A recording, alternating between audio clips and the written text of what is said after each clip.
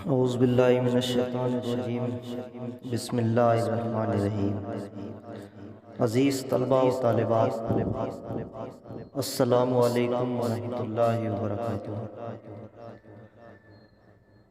بروز سنیچر کو ہم نے صفحہ نمبر 6 اور صفحہ نمبر 7 پہ میری سرگزشت میں خواجہ الطاف حسین حالی کے حالات زندگی کے بارے میں وہ بتا رہے ہیں، وہ ہم نے بغور سماعت فرمایا۔ انہوں نے ان کے پیدائش، خاندان، والدہ کا دماغ مختل ہونا، ان کے والد کا بڑھاپے میں انتقال ہونا، ان کے استاد سے عربی فارسی کا سیکھنا، بھائی بہنوں کا شادی کے لیے مجبور کرنا، 17 سال کی عمر میں شادی کر لینا، اور تعلیم حاصل کرنے کی غرض سے چھپ کر دلی چلے جانا، وہاں پر خوش کلامی تلفظ کی کتابیں، جس کو اردو میں منطق کہتے ہیں، منطق کی کتابیں پڑھنا، دلی کالج کی رونق، وہاں کی سوسائٹی اور وہاں کے طلباء و طالبات کو، تعلیم یافتہ لوگوں کو ان پڑھ سمجھنا، غیر سمجھدار سمجھنا، جاہل سمجھنا۔ تو یہ تمام چیزیں جو ہے تو خواجہ الطاف حسین حالی نے بتائی، اور آخر میں یہ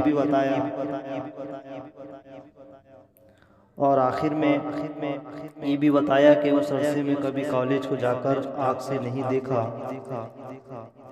اور نہ ہی ان لوگوں سے کبھی ملنے کا اتفاق ہوا جو اس وقت کالج میں تعلیم پاتے تھے، جیسے ان کے ہم جماعت مولوی ذکاء اللہ، مولوی نذیر احمد اور مولوی محمد حسین آزاد وغیرہ ان کے ہم جماعت ساتھی تھے۔ تو عزیز طلباء و طالبات، اگلا پیراگراف سماعت فرمائے۔ اگلے پیراگراف میں وہ یوں سماعت فرماتے ہیں کہ میں نے دلی میں شرح مسلم کہتے ہیں مسلم کی تفسیر، یعنی کہ جو ایک حدیث صحیح مسلم جو گزری ہے، جو آج بھی فی الحال پڑھائی جاتی ہے، سمجھائی جاتی ہے، شرح مسلم کہتے ہیں صحیح مسلم یہ ایک حدیث ہے، حدیث شریف کی مشہور کتابوں میں سے ایک ہے، جس کی تالیف مسلم بن حجاج نیشا پوری رحمت اللہ علیہ نے کی تھی۔ اسے ساحِ ستہ کتابوں میں صحیح بخاری کے بعد شمار کیا جاتا ہے، یعنی کہ جو 6 کتابیں حدیث کی دی ہوئی ہے ہمارے مذہب اسلام میں، 6 حدیث کی کتابیں مشہور ہیں، جو مجموعہ کلام بھی کہا جاتا ہے کہ تمام اسلام کا نچوڑ ان 6 حدیثوں میں دیا ہوا ہے۔ سب سے پہلے آتا ہے بخاری، دوسرا ہے مسلم، جس کے بارے میں بھی یہاں پر مولانا الطاف حسین حالی نے کہا ہے، شرح مسلم۔ تیسری حدیث ترمذی ہے، چوتھی حدیث نسائی ہے، پانچویں ابو داؤد، اور چھٹی ہے ابن ماجہ۔ تو یہ ہمارے مذہب اسلام کی 5 بہت بڑی حدیثوں کے نام ہیں۔ یہ تمام کتب احادیث، یعنی کہ یہ تمام احادیث کی کتابیں دینی مدارس کے نصاب میں پڑھائی جاتی ہے، یعنی کہ مدرسوں میں یہ کتابیں پڑھائی جاتی ہیں، خصوصاً یعنی کہ خاص طور سے مسلم شریف کو درس نظامی میں خاصی اہمیت حاصل ہے، یہ سب سے زیادہ کتاب پڑھائی جاتی ہے۔ تدریس کی آسانی کے لیے، یعنی کہ آپ کو جو مدرسے میں استاد پڑھانے والے ہیں، ان کی آسانی کے لیے محدثین نے یعنی کہ حدیث تیار کرنے والوں نے صحیح مسلم کی شرح لکھی، جن میں سے بعض 8 10 جلدوں پر مشتمل ہے۔ شرح کہتے ہیں تفسیر کو، یعنی کہ یہ حدیثوں کی تفسیر بھی لکھی گئی ہے جو 8 10 جلدوں پر مشتمل ہے۔ تو یہ اضافی معلومات بتانے کا تعلق یہ تھا کہ مولانا الطاف حسین علی کہہ رہے کہ میں نے دلی میں شرح مسلم یعنی کہ مسلم کی تفسیر ملا حسن اور میبزی پڑھنی شروع کی تھی۔ ملا حسن اور میبزی کی کتابیں انہوں نے پڑھنا شروع کی تھی۔ انہوں نے اس کا ترجمہ، اس کی تفسیر بھی جو ہے تو پڑھنے کی طرف راغب ہوئی۔ عزیزوں اور بزرگوں کے جبر سے یعنی کہ ان کی زبردستی سے چاروں ناچار یعنی کہ مجبور ہو کر مجھ کو دلی چھوڑنا اور پانی پت واپس آنا پڑا۔ یعنی کہ جب مولانا الطاف حسین علی کا قیام دلی میں تھا اور وہ کالج میں طلبہ کے ساتھ منطق کی کتابیں پڑھ رہے تھے، مولوی نوازش علی سے یعنی کہ خوش کلامی تلفظ کی کتابیں پڑھ رہے تھے، اسی دوران انہوں نے شرح مسلم یعنی کہ صحیح مسلم کی تفسیر ملا حسن اور میبزی سے پڑھنی شروع کی تھی۔ ان کے دونوں سے پڑھنا انہوں نے شروع کی تھی، لیکن عزیزوں اور بزرگوں کے جبر سے چاروں ناچار ہو کر یعنی کہ مجبور ہو کر مجھ کو دلی چھوڑنا اور پانی پت واپس آنا پڑا۔ تو مولانا الطاف حسین علی یہاں پر یہ بتا رہے ہیں کہ میرے عزیزوں یعنی کہ دوستوں، احبابوں سے اور بزرگوں سے مجبوری کے طور پر مجھے دلی چھوڑنا پڑا اور میرے آبائی وطن پانی پت واپس آنا پڑا۔ یہ ذکر 1855 عیسوی کا ہے، 1855 عیسوی کا ہے۔ دلی سے آ کر ڈیڑھ برس یعنی کہ سال یا 1.5 سال تک پانی پت سے کہیں جانے کا اتفاق نہیں ہوا، یعنی کہ ان کو پانی پت سے واپس جانے کا کوئی موقع نہیں ملا۔ یہاں بطور خود اکثر بے پڑھی کتابوں کا مطالعہ کرتا رہا، یعنی کہ پانی پت ہی کے مقام میں وہ قیام پذیر تھے، اسی کے دوران انہوں نے ایسی کتابیں پڑھی جو کبھی نہیں پڑھی تھی، وہ کتابیں پڑھنا شروع کیا۔ اس کے بعد 1856 عیسوی میں مجھے ضلع حصار میں ایک قلیل تنخواہ کی اسامی یعنی کہ مختصر چھوٹی سی نوکری صاحب کلیکٹر کے دفتر میں مل گئی، یعنی کہ کلیکٹر کے آفس میں ان کے چھوٹی سی تنخواہ کے یعنی کہ کم تنخواہ والی، کم پیمنٹ والی نوکری، انہیں اسامی کہتے ہیں، نوکری کو بھی کہتے ہیں، نوکری ان کو مل گئی۔ لیکن 1857 عیسوی میں جبکہ سپاہ باغی کا فتنہ یعنی کہ بغاوت کے سالار، بغاوت کے سپاہی، تو ان کے جو سپاہی بغاوت کرنے پر تلے تھے تو ان کا فتنہ ہندوستان میں برپا ہوا اور حصار میں بھی اکثر سخت واقعات ظہور میں آئے یعنی کہ پیش آئے حصار، اور سرکاری عملداری یعنی کہ حکومت و سلطنت کی عملداری اڑ گئی، تو میں وہاں سے پانی پت چلا آیا، یعنی کہ وہ ضلع حصار میں ایک کلیکٹر کے آفس میں ان کو چھوٹی سی نوکری ملتی، لیکن وہاں یہ بتا رہے ہیں کہ 1857 کی جب جنگ بدر 1857 عیسوی میں جو ہندوستان کی بہت سب سے بڑی لڑائی ہوئی ہے،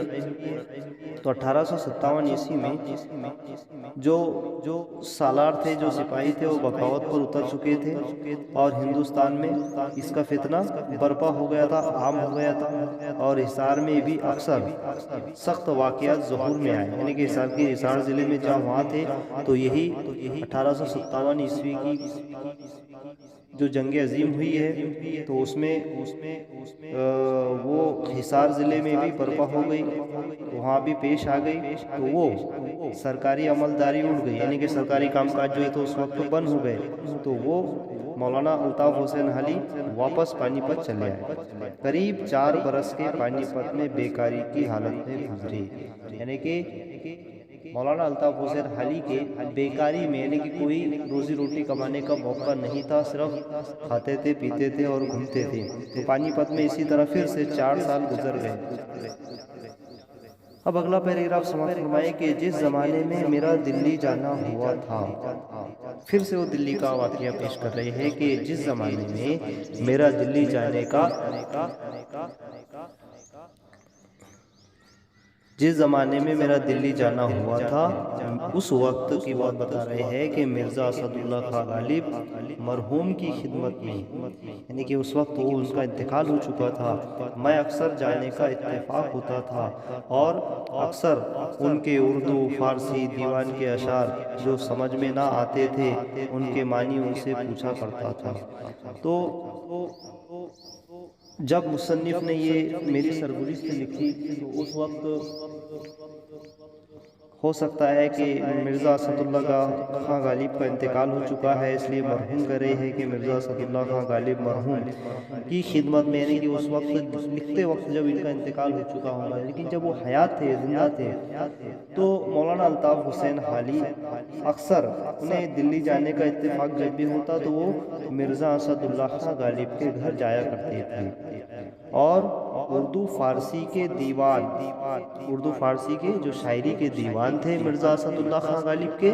تو وہ اشعار اس میں سے پڑھا کرتے تھے جو سمجھ میں نہ آتے تھے، یعنی کہ جو اشعار ان کے سمجھ میں نہیں آتے تھے، یعنی کہ مشکل الفاظ ہوتے تھے، تو ان کے معنی مرزا اسد اللہ خان غالب سے وہ پوچھا کرتے تھے، مرزا اسد اللہ خان غالب سے وہ پوچھا کرتے تھے۔ اور چند فارسی قصیدے انہوں نے اپنے دیوان میں سے مجھے پڑھائے بھی تھے، یعنی کہ مرزا اسد اللہ خان غالب نے مولانا الطاف حسین حالی کو اپنے دیوان میں سے کچھ قصیدے پڑھائے بھی تھے۔ ان کی عادت تھی کہ، یعنی کہ مرزا اسد اللہ خان غالب کی عادت تھی کہ وہ اپنے ملنے والوں کو اکثر فکر شعر، یعنی کہ شعر کی فکر کرنے سے منع کیا کرتے تھے، یعنی کہ جو شعر سمجھ میں نہ آئے اس کی فکر نہیں کرنا چاہیے کیا کرتے تھے، مگر میں نے جو ایک آدھ غزل اردو یا فارسی کی لکھ کر ان کو دکھائی تو انہوں نے مجھ سے یہ کہا کہ، یعنی کہ مولانا الطاف حسین حالی نے ایک غزل لکھ کر مرزا اسد اللہ خان غالب کو بتائی، تو انہوں نے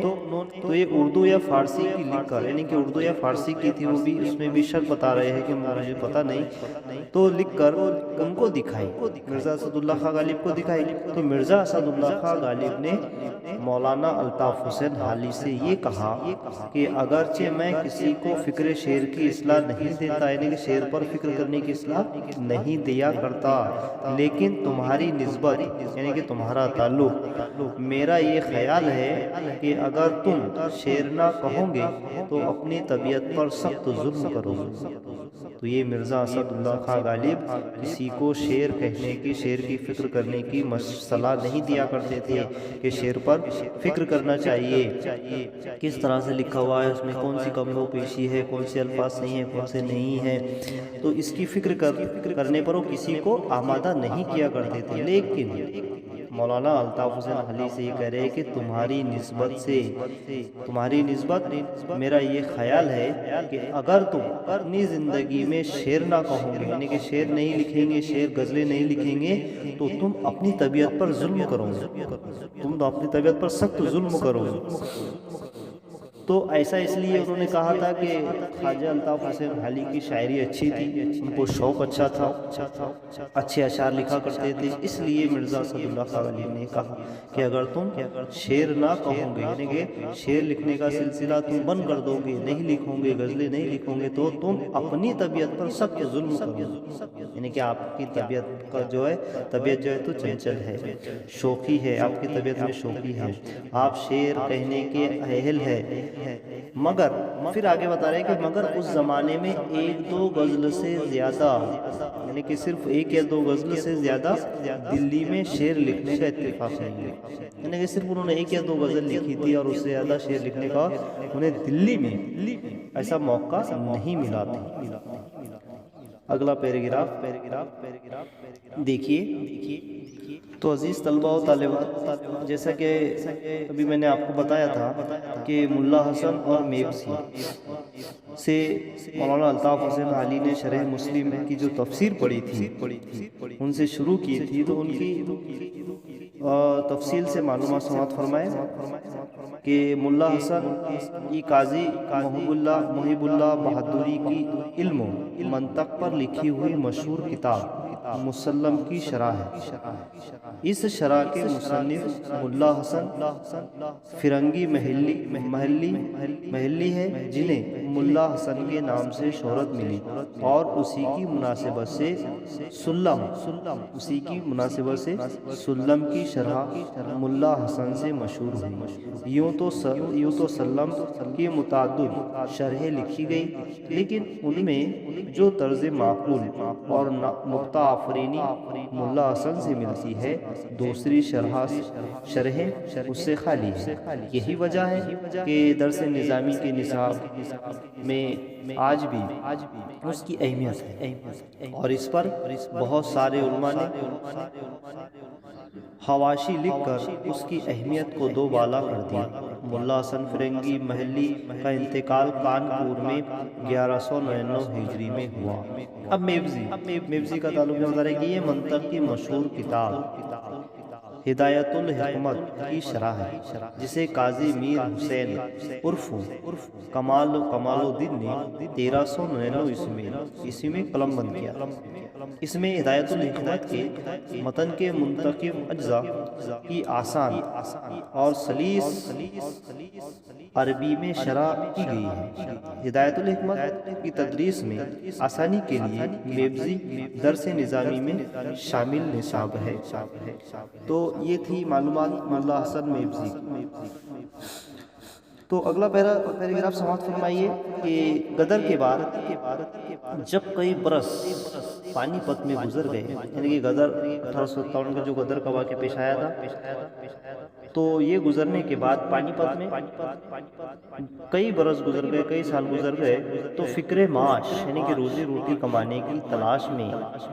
روزی روٹی کی فکر نے گھر سے نکلنے پر مجبور کیا۔ یعنی کہ کئی سال گزرنے کے بعد پھر انہیں روزی روٹی کمانے کی فکر ہوئی، یعنی کہ گھر کا گزارا چلانا، گھر کا کاروبار چلانا مشکل ہو گیا، کھانے پینے کے انتظام میں کمی آنے لگی، تو انہیں یہ مجبوری نے معاش روزی روٹی کمانے کی مجبوری نے انہیں گھر سے نکلنے پر مجبور کر دیا۔ حسن اتفاق سے نواب مصطفیٰ کا مرحوم، یعنی کہ حسن اتفاق خوبصورتی، یعنی کہ اتفاق سے ایسا ہوا کہ نواب مصطفیٰ کا مرحوم رئیس دلی، یعنی کہ دلی کے رئیس تھے نواب مصطفیٰ کا، یہ دلی کے رئیس تھے۔ دلی وہ تعلقہ دار جہانگیر آباد، تعلقہ دار یعنی کہ جو تعلقہ جہانگیر آباد تھا، فتح بلند شہر، یعنی کہ کون سا شہر؟ فتح بلند شہر سے شناسائی یعنی کہ جان پہچان ہو گئی، یعنی کہ وہ کہاں کے رہنے والے تھے؟ فتح بلند جہانگیر آباد، ہے نا، اور دلی کے رئیس نواب مصطفیٰ خان سے جان پہچان ہو گئی، اور 8-7 برس تک، یعنی کہ کم سے کم 8 یا 7 سال تک بطور مصاحبت یعنی کہ ساتھ رہنا، ہم نشینی جس کو کہتے ہیں، مصاحبت یعنی کہ ہم نشینی، یعنی کہ ساتھ رہنا، تو ان کے ساتھ 7 یا 8 برس ان کے ساتھ رہنے کا اتفاق ہوا، یعنی کہ موقع ملا۔ نواب صاحب جس درجے کے فارسی اور اردو زبان کے شاعر تھے، یعنی کہ جس درجے کی، یعنی کہ بہت ہی اچھی اردو میں، فارسی میں، تو فارسی کے وہ شاعر گزرے ہیں، اس کی بانسبت ان کا مذاق شاعر یعنی کہ مذاق شاعری یعنی شاعری کا مذاق بامراتب بلندتر، یعنی کہ مرتبے کے مطابق، بامراتب یعنی کہ مرتبے کے مطابق بلند تر تھا اور اعلیٰ تر واقع ہوا، یعنی کہ سب سے اعلیٰ تھا۔ انہوں نے ابتدا میں اپنا فارسی اور اردو کلام مومن کو دکھایا تھا۔ ان کے مرنے کے بعد وہ مرزا غالب سے مشورہ سخن کرنے لگے تھے، یعنی کہ سخن کہتے ہیں بات چیت کرنے، مشورہ سخن یعنی کہ شعر گوئی کی بات چیت پر مشورہ کرنے لگے تھے۔ میرے وہاں جانے سے ان کا پرانا شعر و سخن کا شوق یعنی کہ شعر گوئی کی بات کرنے کا جو سلسلہ تھا، جو ان کے شعر و شاعری کا جو شغف حاصل تھا وہ بہت قدیم تھا، پرانا تھا، قدیم تھا، جو مدت سے افسردہ ہو رہا تھا، یعنی کہ چھپ رہا تھا، تازہ ہو گیا، یعنی کہ وہی دور شاعری کہنے کو تازہ ہو گیا، دوبارہ جاری ہو گیا، اور ان کی صحبت میں میرا طبی میلان، یعنی کہ طبیعت کا جھکاؤ بھی، جو اب تک مکروہات، یعنی کہ مکروہ کے جمع، مکروہات کے سبب اچھی طرح ظاہر نہ ہونے پایا تھا، یعنی کہ میری طبیعت، شعر کہنے کی طبیعت بھی، جو میری طبیعت کا جھکاؤ جو تھا وہ بھی اچھی طرح سے پروان نہیں چل رہا تھا، لیکن ان کے ساتھ رہ کر یہ بھی سلسلہ سامنے آ گیا اور چمک اٹھا۔ اسی زمانے میں اردو اور فارسی کی اکثر غزلیں نواب مرحوم کے ساتھ لکھنے کا اتفاق ہوا، یعنی کہ جب وہ نواب مصطفیٰ خان مرحوم کے ساتھ 7-8 سال انہوں نے گزارے، تو اسی دوران مولانا الطاف حسین علی کرے کہ اسی دوران اردو اور فارسی کی اکثر غزلیں نواب مرحوم کے ساتھ لکھنے کا اتفاق ہوا، یعنی کہ موقع ملا۔ تو مولانا الطاف حسین علی کی اردو اور فارسی کی بہت ساری غزلیں جو ہے، اکثر غزلیں، یعنی کہ زیادہ سے زیادہ جو غزلیں ہیں تو وہ نواب مصطفیٰ خان مرحوم کے ساتھ لکھنے کا اتفاق، یعنی کہ موقع ملا۔ انہی کے ساتھ میں بھی جہانگیر آباد سے اپنا کلام مرزا غالب کے پاس بھیجتا تھا، یعنی کہ کیا ہوا کہ انہی کے ساتھ، یعنی کہ جب جہانگیر آباد سے دلی، نواب مصطفیٰ خان کا جہانگیر آباد سے دلی جانے کا اگر موقع ہوتا، نواب مصطفیٰ خان جہانگیر آباد سے دلی جاتے تو وہ اپنا کلام، یعنی کہ مولانا الطاف حسین علی اپنا کلام غالب مرزا اسد اللہ خان غالب کے پاس بھیجا کرتے تھے، مگر در حقیقت، یعنی کہ یہ حقیقت بات ہے کہ مرزا کے مشورہ و اصلاح سے مجھے چندہ، یعنی کچھ بھی نہیں فائدہ نہیں ہوا، چندہ فائدہ نہیں ہوا، یعنی کہ کچھ بھی نہیں، یعنی کچھ بھی فائدہ نہیں ہوا، یعنی کہ مرزا اسد اللہ خان غالب بعد میں جو مشورہ دینے لگے تو اس سے، ان کے مشورے سے اور اصلاح سے کچھ فائدہ نہیں ہوا، بلکہ جو کچھ فائدہ ہوا وہ نواب صاحب مرحوم کی صحبت سے ہوا، یعنی کہ ان کی صحبت، ان کے ساتھ میں رہ کر ہوا۔ وہ مبالغے کو ناپسند کرتے تھے۔ مبالغہ کہتے ہیں کسی بات کو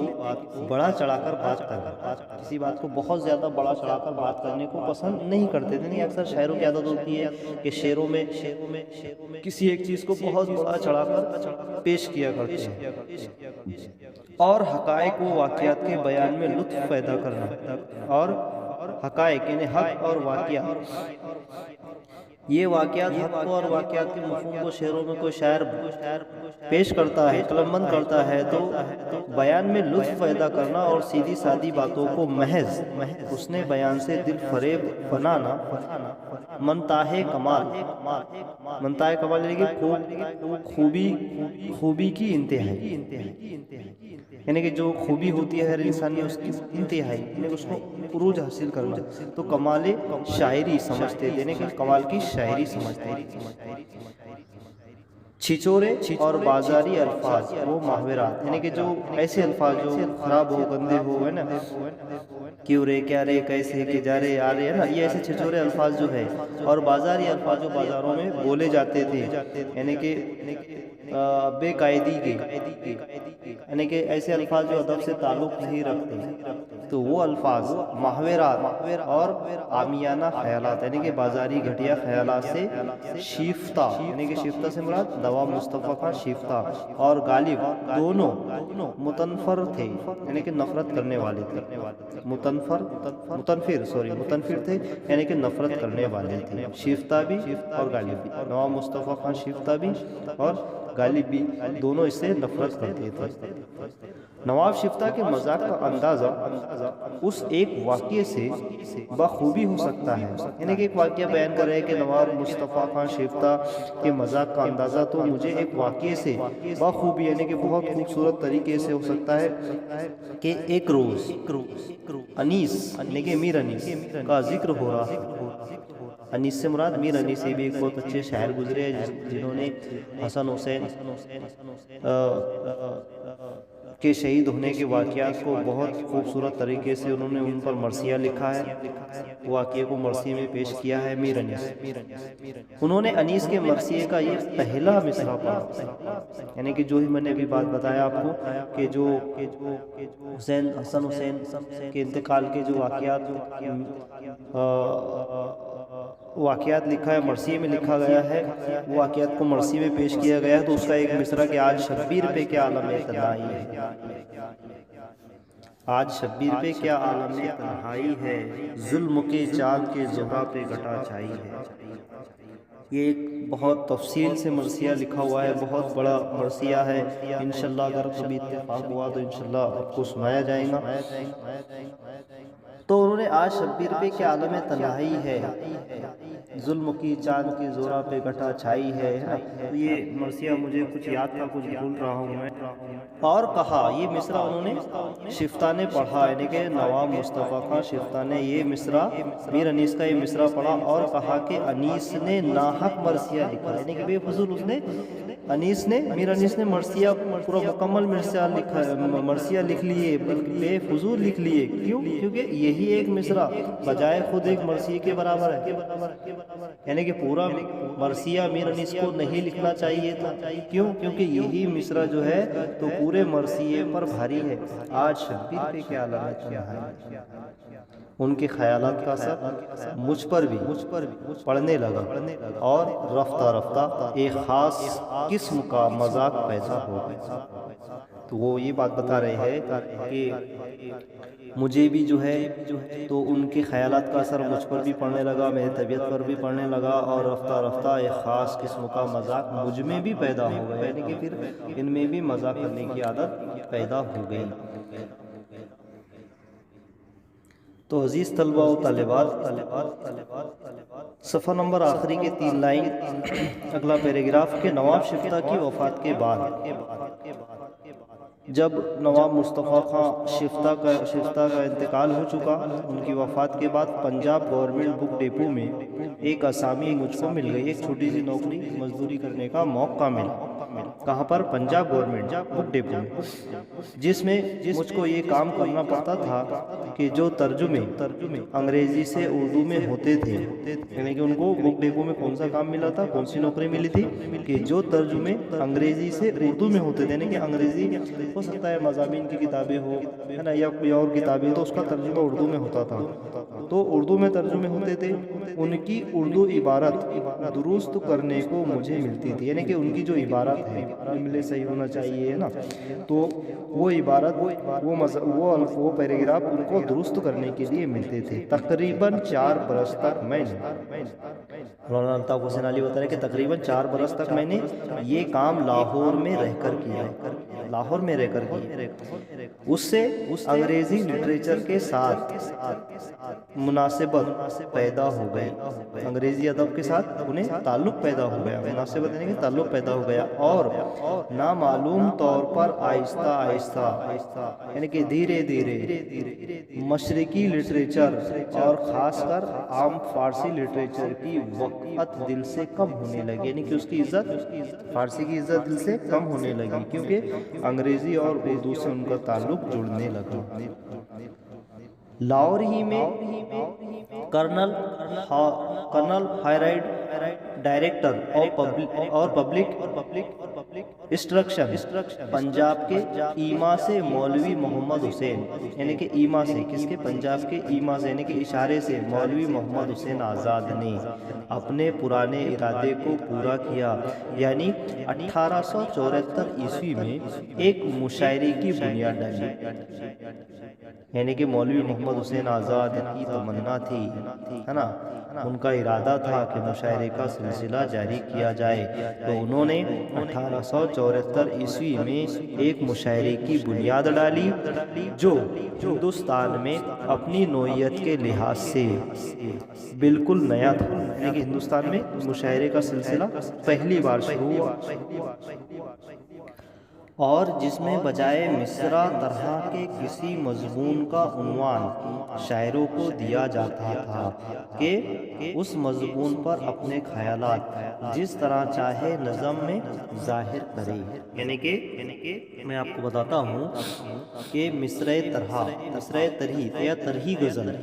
مصرع طرح یعنی کہ دوسرے غزل کا، دوسرے شاعر کا ایک مصرع لیا جاتا ہے اور اس پر شاعروں سے کہا جاتا ہے کہ اس پر آپ کی غزل مکمل کی جائے۔ تو اس پر شاعر کو غزل مکمل کرنا ہوتی تھی اور اپنے نظم لکھنی ہوتی تھی، اپنے خیالات بیان کرنے ہوتے تھے۔ تو میں نے بھی اسی زمانے میں 4 مثنویاں، ایک برسات پر، دوسری امید پر، تیسری رحم و انصاف پر اور چوتھی حب وطن پر لکھی تھی۔ تو یہ 4 ان کی مثنویاں لکھی ہوئی ہیں، تو ان کی 4 مثنویاں لکھی ہوئی ہے۔ تو یہاں پر طرح کا لفظ دیا گیا ہے، مصرع طرح۔ تو مصرع طرح اسے کہتے ہیں، طرحی غزل لکھی جاتی ہے۔ طرحی غزل وہ کہلاتی ہے یعنی کہ کوئی استاد یا کوئی ایک شاعر کسی ایک بڑے شاعر کا مصرع لے لے اور مصرع لے کر دوسرے تمام شاعروں سے یہ کہے کہ آپ یہ مصرع کو اپنی غزل میں شامل کر کے لائیں، ہے نا۔ مصرع کے اعتبار سے مفہوم شعر میں مفہوم آنا چاہیے۔ تو کسی ایک غزل کا، کسی ایک بڑے شاعر کی غزل کا ایک مصرع لے لیا جاتا ہے اور شاعروں سے اس پر غزل لکھنے کے لیے کہا جاتا ہے کہ آپ اس پر غزل لکھ کر لائیں۔ تو وہ لکھی ہوئی غزل کو طرحی غزل کہتے ہیں، طرحی غزل کہتے ہیں۔ اسی طرح سے طرح مصرع یعنی کہ دوسرے بڑے شاعروں کا یا کسی شاعروں کا ایک مصرع لینا، اسے مصرع طرح کہتے ہیں۔ اور طرحی غزل اسے کہتے ہیں کہ وہ مصرع پر طرح مصرع لے کر اس پر ایک غزل لکھ لینا، اسے طرحی غزل کہتے ہیں۔ تو عزیز طلباء و طالبات، آج کا لیکچر جو ہے تو یہاں پر ہی ختم ہوتا ہے، اور انشاءاللہ کل سے اگلا پیراگراف سے لے کر سبق کے اختتام تک یہاں پر جو ہے تو ہم معلومات سماعت فرمائیں گے۔ تب تک کے لیے اللہ حافظ۔